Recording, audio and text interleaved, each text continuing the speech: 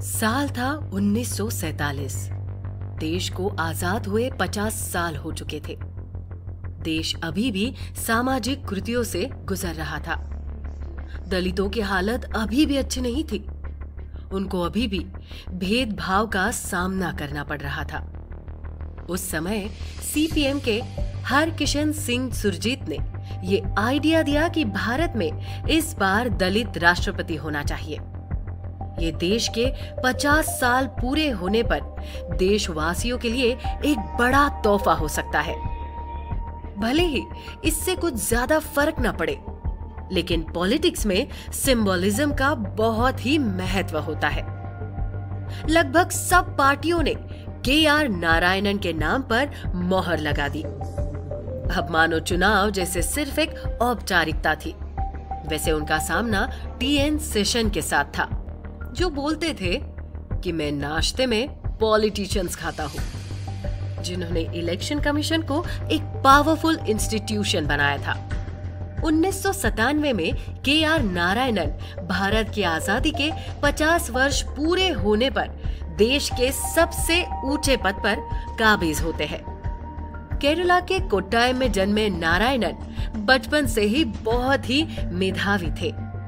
Graduation के बाद में वो दिल्ली आ गए और मीडिया से जुड़ गए। उनको महात्मा गांधी का इंटरव्यू करने का मौका मिला। इसका किस्सा भी बहुत ही दिलचस्प है। जिस दिन नारायणन गांधी जी का इंटरव्यू लेने पहुंचे, उस दिन गांधी जी का मौन व्रत था। तो नारायणन ने स्लेट पर लिखकर प्रश्न पूछे और गांधी जी ने उनका उत्तर भी स्लेट पर लिखकर ही दिया। नारायणन को उच्च शिक्षा के लिए बाहर जाने का मन था। तब उन्होंने जे.आर.डी. टाटा के बारे में सुना था कि वो छात्रवृत्ति प्रदान करते थे। टाटा ने उनको छात्रवृत्ति दे दी और नारायणन लंदन पढ़ने के लिए चले गए। लंदन में उनके गाइड थे हैरल्ड लास्की, जिन्होंने लौटते समय नारायणन को एक चिट्ठी दी और बोला कि ये देश के प्रधानमंत्री जवाहरलाल नेहरू को देना। नारायणन ने दिल्ली पहुंचकर नेहरू से संपर्क करने की कोशिश की। बहुत मशक्कत के बाद में उनको मिलने का अवसर मिला। उस चिट्ठी में नारायणन को फॉरेन सर्विस करवाने के लिए सिफारिश थी। नेहरू लास्की को बहुत मानते थे और उन्होंने उनकी सिफारिश मानकर नारायणन को आईएफएस में शामिल कर दिया और म्यांमार भेज दिया। किस्मत देखिए कि नारायणन को म्यांमार की लड़की से प्यार हो गया, लेकिन शादी करने में एक पेच था। फॉरेन सर्विस का व्यक्ति विदेशी महिला से शादी नहीं कर सकता था। नेहरू ने नारायणन के लिए इस रूल में रिलैक्सेशन कर दिया था। उन्होंने 1977 तक फॉरेन सर्विस में जॉब किया। उनके नेहरू गांधी के परिवार से नजदीकियों के चलते 1984 में राजीव गांधी ने उनको मिनिस्टर का पद भी दिया। फास्ट फॉरवर्ड टू 1997, जब देश को पहला दलित राष्ट्रपति मिला। जब नारायणन शपथ ले रहे होंगे तो उन्होंने गांधी जी की 2 जून 1947 की प्रार्थना सभा याद आ रही होगी, जिसमें उन्होंने ये सजेशन दिया था कि भारत का पहला राष्ट्रपति एक हरिजन या महिला होनी चाहिए थी। गांधी जी के इस सपने को पूरा होने में 50 साल लग गए। कुछ लोग ये भी बोलते हैं कि नारायणन इस पद को डिजर्व नहीं करते हैं। उनको तो ये बस मिल गया, लेकिन अगर उनका पूरा जीवन देखे तो उन्होंने हर चीज को कमाया है।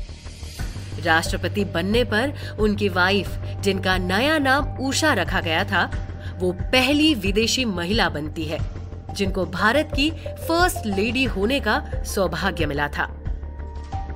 राष्ट्रपति रहते हुए भी उनको अपनी आइडेंटिटी के बारे में बार बार सुनाया जाता था। भारत में ही नहीं, ये विदेश में भी होता था। जब नारायणन फ्रांस की यात्रा पर थे तो वहां के एक प्रतिष्ठित अखबार ने छापा था कि आज फ्रांस के राष्ट्रपति एक अछूत के साथ हाथ मिलाएंगे। भारत में इस बात की बहुत आलोचना हुई, लेकिन इस बार हमें अपने आप से यह सवाल पूछना चाहिए कि आजादी के 50 साल बाद भी हम किसी व्यक्ति को जो अपने मेधा के दम पर उस पद पर पहुंचा है उसको दलित नाम से टैग कर देते हैं। बतौर राष्ट्रपति इनका कार्यकाल देखे तो ये सरकार के रबर स्टैंप नहीं थे। 1997 में रोमेश भंडारी, जो कि यूपी के गवर्नर थे, राज्य में राष्ट्रपति शासन की सिफारिश कर दी। हालांकि मुख्यमंत्री कल्याण सिंह के पास में बहुमत था। के.आर. नारायणन ने इस बिल को कैबिनेट को वापस रिकंसिडर करने के लिए बोला। उस समय I.K. गुजराल की सरकार थी और उन्होंने इस बिल को आगे बढ़ने नहीं दिया। 1999 में वाजपेयी जी की सरकार ने भी राबड़ी देवी की सरकार को बिहार में से हटाने के लिए राष्ट्रपति शासन की सिफारिश की थी। उनका ये मानना था कि भ्रष्टाचार के केसेस बढ़ गए हैं। इस समय भी नारायणन ने बिल को रिकंसिडर करने के लिए भेजा। वाजपेयी जी ने स्थिति को समझकर बिल को आगे नहीं बढ़ाया। नारायणन की जिंदगी एक मिसाल है उन लोगों के लिए जो बड़े सपने देखते हैं। सबके रास्ते में परेशानियां आती है, लेकिन बस डटे रहना होता है।